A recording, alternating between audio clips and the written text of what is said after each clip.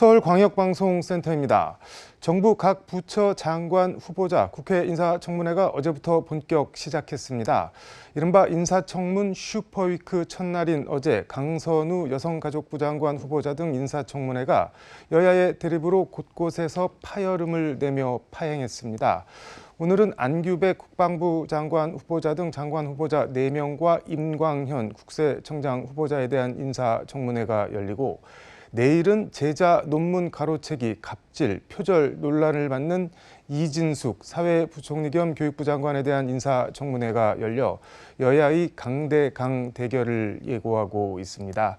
여의도 초대석 정광재 국민의힘 대변인과 정치권 현안 야당 입장 들어보겠습니다. 대변인 어서 오십시오. 네, 안녕하세요. 일단 어제 인사청문회 전반적으로 어떻게 보셨나요?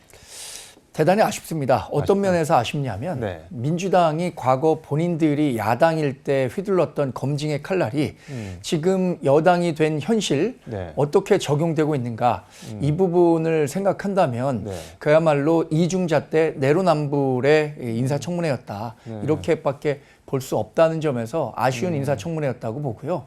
김민석 총리가 이제 총리로 인준이 돼서 활동하고 있습니다만 당시부터 인사청문회 이틀, 총리는 이틀이고요. 장관은 하루인데 이 in사청문회 기간만 지나면 국회 내에 절대 다수 의석을 가진 민주당의 힘과 이재명 대통령의 인사권을 바탕으로 어차피 본인들은 장관 또는 총리가 될 수 있다. 이런 인사청문회를 무력화하는 쪽으로 초점이 맞춰진 건 아닌가 하는 점에서 대단히 아쉽게 봤습니다. 강선우 여가부 장관 후보자는 뭐 이런저런 논란이 많았는데 뭐 시끌시끌하긴 했는데 결정적인 한 방은 없었다. 뭐 이런 평가도 있는 것 같습니다. 어떻게 보세요? 저는 두 가지 면에서 강선우 여가부 장관 후보자는 문제가 있다고 생각합니다. 첫 번째는 대통령실에서 강선우 후보자를 여가부 장관으로 임명한다고 했을 때 사회적 약자에 대한 정책 전문가라고 얘기했습니다. 그런데 지금 드러나고 있는 의혹과 관련해서는 과연 사회적 약자에 대한 배려의 마음을 갖고 있는 분인가? 이 근본적인 질문을 안 할 수가 없는 거죠. 본인과 갑을 관계에 있는 보좌관들에 대한 갑질 의혹 이것이 한두 개가 제기된 것이 아니라 어제 그 청문회를 하는 과정에서도 민주당 보좌관들이 모인 대나무숲 이게 익명 블라인드 게시판인데 계속해서 강선우 후보자에 대한 평가들이 나오고 있습니다. 이것들을 종합해 보면 저는 여가부 장관으로서의 강선우 후보자의 자격 과 관련해서는 근본적인 문제가 있다고 생각하고요. 그러니까 그 시기만 모면하면 된다. 이런 식의 태도를 갖는 것은 국무위원회 태도는 아니죠. 그래서 첫 번째 드러난 갑질 의혹, 두 번째는 거짓말 해명. 이건 모두는 충분한 결격 사유라고 생각합니다. 근데 강선우 후보자는 답변 보니까는 부덕의 소치다라고 고개 바짝 숙이면서도 부덕의 소치긴 한데 앞으로 더 열심히 하겠다, 장관 하겠다는 것 같은데요. 네. 그러니까 그러면 부덕의 소치라는 것이 정치는 책임을 지는 행동이 나와야 하는데 지금 과거에 잘못했기 때문에 앞으로 잘할 수 있다라고 한다면 과거에 잘못했기 때문에 낙마했던 많은 사람들 그분들도 다 과거에 이런 잘못이 있었지만 앞으로 잘하겠다라고 했던 거잖아요. 이런 것들을 정당화시킬 수는 없는 거죠. 그렇다면 정무직, 임명직 공무원으로서의 최소한의 자격이 있는데 그 자격에 미치지 못하는 점에서 그에 대한 책임을 져야 되는 거죠. 근데 뭐 야당 일각에서는 이재명 대표 단식 농성할 때 이불 덮어준 영상 같은 거 하면서 이불 덮어주고 장관 자리 얻은 거냐 뭐 그런 비아냥도 나오는데 그건 좀 너무 나은 거 아닌가요? 글쎄 그 이재명 대통령이 본인의 정치 철학이 억강부약이라고 했습니다. 강자를 누르고 약자를 부축해주겠다. 이게 사실 저는 정치의 본령이라고 생각합니다. 그런데 지금 그 강선우 후보가 보인 태도는 본인보다 약한 위치에 있는 보좌관들에게는 그렇게 갑질을 했던 것 아니냐라는 의혹을 사고 있고 본인보다 훨씬 더 강한 위치에 있었던 이재명 대표가 단식할 때는 가서 일일이 이 이부 자리를 챙겨주는 모습 그게 너무나 대조가 되잖아요. 그런 측면에서 문제 제기를 하고 있는 거죠. 억강부약에 적합한 인물은 아니다 이렇게 보고 있습니다. 내일은 이진숙 교육부 장관 청문회가 열리는데 여기는 또 뭐 제자 논문 가로채기 이런 논란이 있는 것 같은데 네. 어떻게 보세요? 사실 그 이진숙 교육부 장관 후보자나 네. 강선우 후보자나 네. 큰 의미는 같습니다. 그러니까 그 해당 자리에 그분이 가장 적격인 사람이냐라는 문제를 제기하고 있는 건데요. 네. 이진숙 교육부 장관은 이제 대학 행정, 그러니까 교육 행정을 모두 총괄하게 되는 네. 자리에 오르게 되는 분입니다. 인사청문회가 네. 진행이 돼서 실제 임명이 되면. 그런데 이분이 받고 있는 의혹은 그 교육 행정을 총괄하는 사람으로서 자격이 전혀 없다는 거죠. 지금 관련한 의혹만 하더라도 제자 논문 의혹이 있죠. 논문 가로채기 의혹 있죠. 본인의 딸에 대한 조기 유학이 이 초등교육법, 초등 중등 교육법 위반 사항이라는 의혹이 있습니다. 이건 뭐 본인도 사과를 했으니까요. 김건희 여사가 논문 문제가 불거졌을 때 범학계 검증단이라는 곳에서 이 논문은 완전히 잘못됐다라고 얘기를 했습니다. 그래서 사회적 공분을 사기도 했죠. 근데 이진숙 그 후보자는 본인이 학자이자 교수였습니다. 그렇다면 이 학문 윤리와 관련해서 훨씬 더 엄격한 잣대가 적용돼야 되는 사람입니다. 근데 범학계 검증단에서 뭐라고 얘기했냐면 김건희 여사가 미친 영향보다 이 이진숙 후보자의 논문이 미친 악영향이 훨씬 더 크다.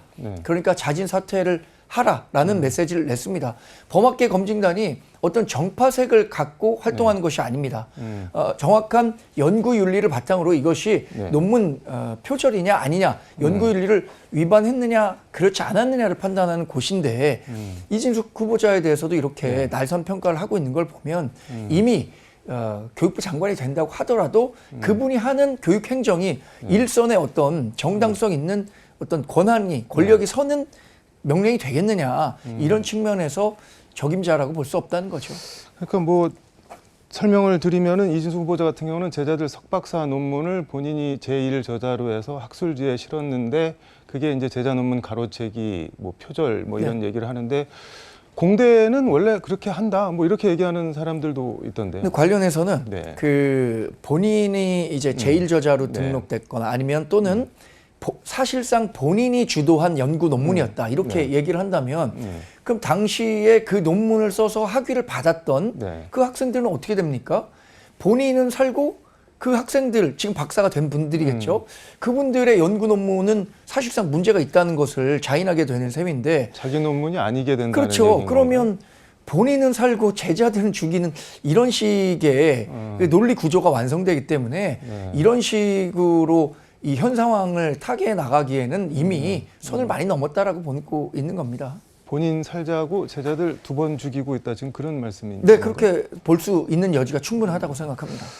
근데 김건희 씨는 뭐 전문 연구자 학자도 아닌데 그 유지 알파벳 그거 그렇습니다. 가지고 엄청 뭐 비판을 받았는데 이번에 보니까는 이진숙 후보자 같은 경우도 제자 논문 갖다 쓴 거 오타, 뭐 초래하다 할 때 레를 아이가 아니라 여의, 뭐 오타도 다 그대로 갖다 썼던데 그건 진짜 좀 보기가 좀 그렇더라고요. 그래서 이 국민 눈높이라는 게 있는 것 같습니다. 그러니까 이게 법적으로 문제가 된다 안 된다. 지난번에 김민석 총리도 법적으로 문제가 되지 않는다. 이렇게 민주당이 많은 얘기들을 했습니다. 근데 인사청문이라는 것은요. 어떤 법정에서 갖고 이 사람이 유무죄를 탁하는 것이 아니고 이 사람이 정무직 공무원으로서 자격이 있느냐 없느냐 그런 도덕성을 확보하고 있느냐. 앞으로 여러 정부가 있으면서 인사청문이라는 걸 거쳐서 국무위원들이 임명될 텐데 그 앞으로 미칠 영향까지도 고려해야 한다고 생각하거든요. 그럼 이런 사람까지 교육부 장관이 됐다면 앞으로의 그 기준은 굉장히 낮아질 겁니다. 사실 교육부 장관 후보자가 낙마한 사례가 꽤 많이 있습니다. 가장 엄격한 잣대가 적용된 것이 교육부 장관 후보자였고요. 그래서 실제로 노무현 정부서부터 4명의 교육부 장관 후보자가 논문 논란과 관련해서 낙마를 했습니다. 그때는 표절 하나만 나와도 그렇습니다. 다 그만뒀었는데. 그래서 이 4명의 낙마자들보다 이진숙 후보자가 사고 있는 의혹이 과연 경한 것이냐, 가벼운 것이냐 전혀 그렇게 볼 수 없거든요. 이렇게 된다면 저는 인사권자의 부담이 되지 않는 선에서 본인의 거취를 판단해야 한다라고 생각하고요. 이재명 대통령이 지금 굉장히 높은 국정 지지율을 보이고 있습니다. 이 지지율에 취해서 하나하나 이런 정도의 그 결점은 넘어갈 수 있다라고 생각하는 순간부터 그때부터 국정 동력은 떨어지게 되는 겁니다. 뭐 아무튼 김건희 씨에 대한 잣대만큼 뭐 비슷한 수준으로라도 갖다 대라 그런 말처럼 들리네요. 네, 사실 김건희 여사는 선출직 공무원도 아니고 임명직 공무원도 아닙니다. 이진숙 교육부 장관 후보자는 임명직 공무원, 정무직이라는 특성이 있고요. 이분이 교육행정 전반을 책임져야 한다는 특성도 있습니다. 그러니까 김건희 여사보다도 훨씬 더 엄격하게 적용돼야 하는 게 국민 정서에 맞는 거죠. 저는 김건희 여사의 논문 물론 잘못됐다고 생각합니다. 그래서 숙대가 석사 논문 취소했고요. 그걸 근거로 국민대에서도 박사 논문 취소 절차에 들어간 거잖아요. 그런 절차들을 김건희 여사에 대해서도 밟고 있고 이준석 후보자는 더 엄격한 잣대가 적용돼야 된다는 점에서 교육부 장관 후보자로서는 부적격 대상이다. 이렇게 말씀드리겠습니다. 이재명 대통령 지지율 말씀해 주셨는데 지금 취임 이후 계속 상승 곡선을 그리면서 연일 역대 최고치를 경신하고 있는데 어떻게 보세요? 일단 취임 한 달 반 정도가 지났죠. 이 기간 동안에 몇몇 인사를 제외하고는 이재명 대통령이 이렇다 할 정치적 실책은 하지 않았다라는 점에 대해서 저는 공감합니다. 그런 결과들이 앞으로 국정 운영에 대한 기대감과 함께 높은 국정 지지율로 나타나고 있다고 생각하는데요. 물은 100도에서 끓지 99도에서는 절대 끓지 않습니다. 젠가라는 게임도요. 하나하나 이 블록을 깨다 보면 맨 마지막에 하나가 떨어질 때까지는 젠가가 무너지지 않거든요. 그런 측면에서 본다면 지금 이재명 대통령이 인사 하나하나에서 나타나는 부작용들에 대해서 너무 둔감하게 대응하다 보면 그 위기를 감지하지 못하고 정말 마지막 단계에 가서야 무너지는 모습을 볼 수도 있다라는 측면에서 저는 지금 한 명의 낙오자도 없이 모든 그 후보자들을 다 임명하겠다라는 그 태도로는 국민들을 설득시키기는 어려울 것 같습니다. 인사 말씀을 해주셔서 지금 안철수 의원이 오늘 본인 페이스북에 이재명 대통령 그 재판 받을 때 변호인들 대장동 변호인 등등 해서 뭐 대통령실 요직이나 법제처장 이런 거 임명한 걸 두고 이거 바꿔먹은 거 아니냐 이런 취지로 글을 올렸던데 그거 어떻게 보세요? 근데 그런 그 비판을 살 수 있는 인사들을 좀 했다고 생각합니다. 지금 그 이재명 대통령이 여러 재판을 받았던 건 사실이죠. 그래서 변호사로 활약했던 분들이 굉장히 많습니다. 그런데 무려 12명이요. 국회든 행정부든 대통령실이든 요직에 기용되고 있는 거잖아요. 이렇게 생각한다면 많은 사람들이 성공하려면 어쨌든 권력의 정점에 갈 수 있는 사람에게 줄 잘 서서 이런 활동만 하더라도 이런 요직에 갈 수 있구나라는 나쁜 신호를 저는 정계든 관계든 재계든 어떤 식으로든 그런 메시지를 줄 수 있다는 점에서 이것은 스스로 근신했었어야 하는 거 아닌가. 근데 같이 일해 보니까 본인 변호하는 거 보니까 저 사람 일 잘하네, 똑똑하네, 이 일 맡기면은 잘할 수 있겠네 싶으면은 시킬 수도 있는 거 아닌가요? 그러니까 그 한계는 분명히 있는 거죠. 추가적으로 그런 사람들이 그 임명이 된다면 많은 사람들은 이재명 대통령을 가까운 거리에서 그렇게 도왔고 더군다나 변론과 관련해서는 사실상 굉장히 저렴한 가격에 변론을 받았다라는 의혹도 사고 있잖아요. 그게 입신양명의 수당이 될 수는 없다고 봅니다. 그 지지율은 높게 나오지만 거기에 취하면은 결국 안 좋은 끝을 볼 수도 있다 그런 말씀처럼 그렇죠. 들리네요. 문재인 전 대통령도 2017년 당시에 이제 뭐 적폐 수사라든가 뭐 여러 과정들을 거치면서도 굉장히 높은 지지율을 보였습니다. 그리고 조국 민정수석의 여러 문제들이 부각됐을 때도 본인이 조국 전 수석에게 굉장히 미안하다고 했어요. 그때 당시에 그 문재인 전 대통령의 국정 지지율이 상당히 높았습니다. 그러니까 이 정도 논란은 본인의 지지율로 넘어갈 수 있다라고 생각할 수 있겠지만 국민 한 사람 한 사람은 그런 거 하나하나를 다 기억하고 있는 겁니다. 그래서 2022년에 문재인 전 대통령이 역대 어느 대통령보다 높은 지지율을 기록한 마지막 그 시기를 보냈는데 그럼에도 불구하고 불과 5년 만에 정권을 내줄 수밖에 없었잖아요. 그런 것들을 이재명 대통령도 스스로 한번 되돌아볼 필요가 있겠다라는 말씀을 드리는 겁니다.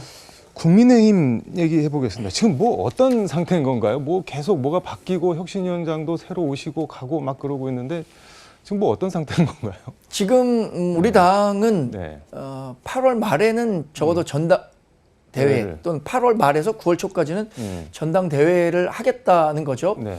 그 중간 단계로 혁신위원회라는 게 구성됐죠. 네. 아시는 것처럼 안철수 의원이 혁신위원장으로 임명이 됐다가 닷새 만에 사퇴했고 이후에 윤희숙 의원이 그 자리를 맡아서 혁신안을 내놓고 있는데 혁신위가 여러 혁신안을 내놓고는 있지만 비대위원회나 의원들로부터 동의를 받지 못하고 있기 때문에 좀 주저하는 주춤하는 모습을 근데 보이고 지금 있는데 당장 송원석 원내대표가 비대위원장을 겸하고 있는데 보니까는 이게 무슨 단체죠? 그 리셋 코리아 국민운동본부 이게 네. 아마 윤 어게인 운동했던 거긴데 그런 발대식 찾아다니고 그러고 있는데 이거 뭐 윤 어게인 하는 단체랑 같이 하면서 혁신 안을 뭘 내놓던데 그 받을 수가 있나요?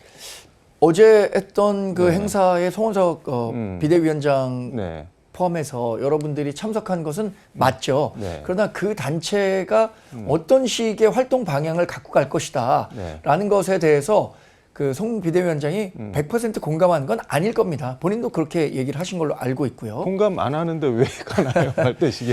예, 윤상현 의원이 오선 의원으로 여러 그 의정 활동을 해왔으니까 본인이 하는 행사에 좀 참석해달라는 얘기를 했을 거고. 근데 이제 한 달, 뭐 2달 길어야 이렇게 남은 것 같은데 당대표를 하겠다고 공식적으로 나오는 분들이 없는데 이거는 어떻게 봐야 되는 건가요? 네, 지금 우리 당에서는 안철수 의원이 혁신 당대표가 되겠다라고 해서 당대표 선거 출마 선언을 했습니다. 네. 조경태 의원도 당 개혁하겠다라고 해서 출마 선언했고요. 네. 이외에도 김문수 전 그 고용노동부 장관은 지금의 행보만 놓고 본다면 99% 나온다. 출마하겠다라고 보여지고 있습니다. 한동훈 전 대표는요? 한동훈 전 대표는 저는 아직까지 그 출마를 하겠다는 뜻을 굳혔다라는 소식은 듣지 못했습니다. 왜 안 나온다면 왜 안 나오는 걸까요? 주변에서의 조언들을 많이 듣고 계신데 지금 우리 당이 충분히 혁신의 분위기가 무르익었느냐, 개혁의 분위기가 무르익었느냐. 네. 그래서 당 대표가 됐을 때 당을 본인이 원하는 방향으로 충분히 바꿀 수 있겠느냐라는 데 대해서 좀 걱정하시는 분들이 있는 것 같아요. 근데 저는 개인적으로 죄송한 말씀인데 그런 생각이 드는데 혁신도 혁신인데 뭐 혁신 분위기가 뭐 잘 될지 안 될지는 모르겠는데 내년에 지방선거에서 지금 분위기로 봐서는 국민의힘이 이른바 폭망을 할 것 같은 분위기인데 당대표를 맡았다가 폭망을 하게 되면은 그대로 영원히 아웃 뭐 이런 거 지금 생각하고 계신 거 아닐까요? 그런 현실적인 정치적인 계산은 전혀 하고 있지 않습니다. 제가 최근에도 한번 뵀었는데요. 네. 지방선거와 관련해서도 우리가 반드시 필패할 것이다 라는 부분에 대해서 한동훈 전 대표가 동의하지는 않더라고요. 왜냐하면 선거에 있어서의 승패는 절대적인 기준이기도 하지만 상대적인 기준이기도 하거든요. 네. 그때 당시에 우리가 지금 굉장히 국민들로부터 따가운 시각을 받고 있는데 이런 상황에서라도 열심히 혁신해서 네. 예를 들어서 서울, 부산 뭐 지금은 굉장히 좀 우리가 유리한 지역이라고 생각하지만 그 당시 그때 갔을 때 굉장히 어려운 지역이 될 수도 있는 그런 지역의 수성에 성공한다면 그것이 반드시 지방선거 패배나 이렇게 받아들이기도 어려울 수 있다고 보거든요. 네. 여기에 뭐 여론 바로미터라고 하고 있는 충청 지역에서 또 선전한다면 그것이 지방선거의 폭망이다. 이렇게 보긴 어려울 수도 있다 판단하기 그거는 때문에. 뭐 크게 지금 생각하지 않는다 네. 그런 말씀이에요. 그리고 그런 정치적 유불리, 그러니까 지방선거에서 패하면 그때 당시에 지도부가 와해될 거다. 이런 정도의 생각은 하고 계시지 않습니다만 그럼에도 불구하고 본인이 원하는 방향 수준의 혁신을 할 정도로 우리 당의 분위기가 성숙돼 있느냐 이 부분과 관련한 고민을 하고 있을 거고요. 네. 또 하나는 그 불과 1년 한 8개월 전에 비대위원장으로 정치에 입문하게 됐는데 그 기간 동안에 쉼없이 달려온 셈이죠. 네. 비대위원장으로 활동했고 당대표 선거에 나서서 당대표를 했고요. 그 대선 후보 출마를 했었고 네.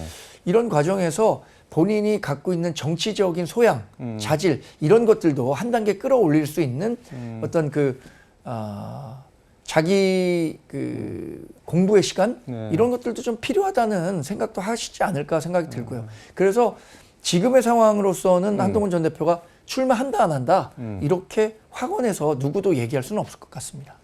알겠습니다. 시간이 다 돼서 오늘 말씀은 여기까지 듣도록 하겠습니다. 고맙습니다. 네, 고맙습니다. 지금까지 서울광역방송센터에서 정광재 국민의힘 대변인과 함께 전해드렸습니다.